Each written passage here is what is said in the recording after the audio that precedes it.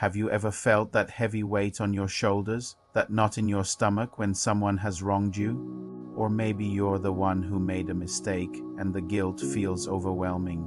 Forgiveness, whether we're giving it or receiving it, can be one of the hardest things we ever have to do. It's a journey, not a switch you can just flip. But the beautiful thing is, we're not left to figure it out on our own. The Bible, particularly the books of Psalms and Proverbs, is filled with incredible wisdom that can guide us, comfort us, and show us the way through this challenging process. So today, let's explore these ancient words together and uncover the powerful truths they hold about the freedom and peace that come with forgiveness. Let's start with the Psalms, the prayer book of the Bible. These are raw, emotional poems and songs that cover the entire spectrum of human experience, and they have so much to say about forgiveness, especially when it comes to God's forgiveness for us. Take Psalm 103, for instance. It's such a powerful reminder of God's incredible mercy. Verses 10 to 12 say, He does not treat us as our sins deserve or repay us according to our iniquities. For as high as the heavens are above the earth, so great is His love for those who fear Him. As far as the east is from the west, so far has He removed our transgressions from us. Think about that for a moment. As far as the east is from the west, that's an infinite distance. It's not like north and south, which meet at the poles. East and west never meet. This beautiful imagery tells us that when God forgives us, our sins are gone, completely removed. He doesn't hold them against us or keep a record of our wrongs. This isn't just about forgetting. It's about a complete and total cleansing. It's a promise that we can start fresh, unburdened by the mistakes of our past. When we truly grasp the depth of God's forgiveness for us, it can radically change how we view forgiving others. Another profound passage is in Psalm 32. David writes this after a period of deep turmoil where he tried to hide his sin. He says in verses 3 and 4, When I kept silent, my bones wasted away through my groaning all day long. For day and night your hand was heavy on me. My strength was sapped as in the heat of summer. Can you feel the agony in those words? Hiding our wrongdoing, refusing to confess it, physically and emotionally drains us. It's like carrying a massive weight that just gets heavier every day. But then comes the turning point. In verse 5 he says, Then I acknowledged my sin to you and did not cover up my iniquity. I said, I will confess my transgressions to the Lord. And you forgave the guilt of my sin. The relief is immediate. The moment he confesses, the burden is lifted. This psalm teaches us the incredible importance of confession. It's the first step toward receiving forgiveness. It's about being honest with God and with ourselves, acknowledging where we've gone wrong, and the promise is that when we do, God meets us with grace, not condemnation. He forgives the guilt of our sin, which is often the heaviest part we carry.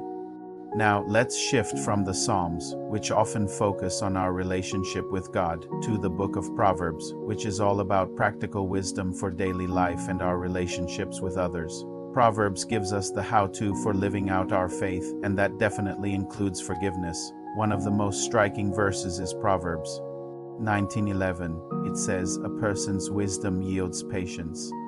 It is to one's glory to overlook an offense.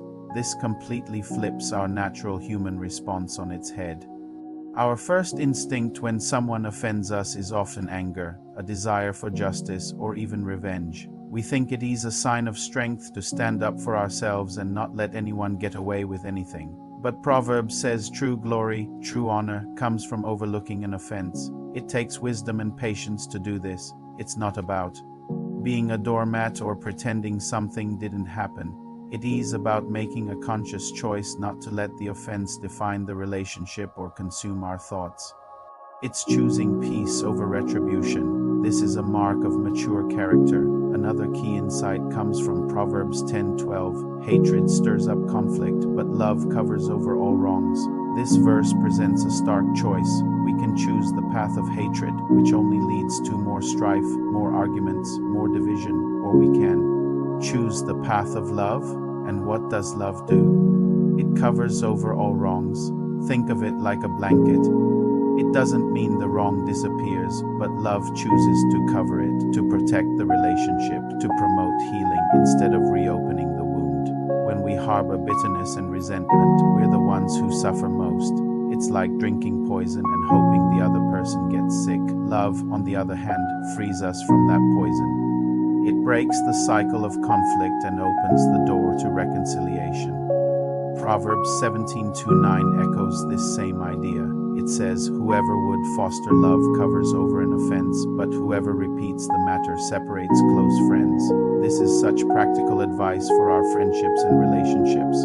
When someone has wronged you and you've decided to forgive them, bringing it up over and over again is destructive. It keeps the wound fresh and makes it impossible for the relationship to heal. True forgiveness means letting it go, not using it as ammunition in a future argument. It's about committing to move forward. Repeating the matter, gossiping about it, or constantly reminding the person of their mistake will only drive a wedge between you. True love seeks restoration, not retaliation. So what do we do when we put all this together? The Psalms show us the incredible depth of God's forgiveness for us. It's total, it's complete, and it's freeing. When we truly meditate on how much God has forgiven us, it should soften our hearts and make us more willing to extend that same grace to others. If God can remove our sins as far as the east is from the west, can we not choose to overlook an offense from a friend or family member? The Proverbs then give us the practical steps. It's wise to be patient. It's to our glory to let things go. We're told that love covers wrongs and that repeating a matter separates friends. This isn't easy. It requires a conscious decision, sometimes a daily decision, to choose love over hatred, peace over conflict, and grace over grudges. Forgiveness is a process. It might start with a prayer, acknowledging the pain and asking God for the strength to forgive. It might involve a difficult conversation, and it will almost certainly involve a daily choice not to dwell on the offense. But the Bible promises that the reward is immense. It's the lifting of a heavy burden, the mending of broken relationships, and the freedom to live in peace, both with God and with others. So I want to encourage you today, if you're struggling with unforgiveness, either toward someone else or even toward yourself, turn to these scriptures. Read Psalm 103 and let the truth of God's vast mercy wash over you. Read Psalm 32 and experience the relief of confession. And then read these Proverbs. Ask God for the wisdom to be patient, the love to cover an offense, and the strength to not repeat the matter. Forgiveness is a gift you give yourself. It's the key that unlocks the prison of bitterness and sets you free. Thank you so much for joining me today. I hope this exploration of forgiveness in Psalms and Proverbs has been an encouragement to you. If you found this helpful, please like this video and subscribe to the channel for more content that dives deep into the wisdom of the Bible. And I'd love to hear from you in the comments. Is there a verse about forgiveness that has had a big impact on your life? Share it below. Thanks for watching, and I'll see you next time.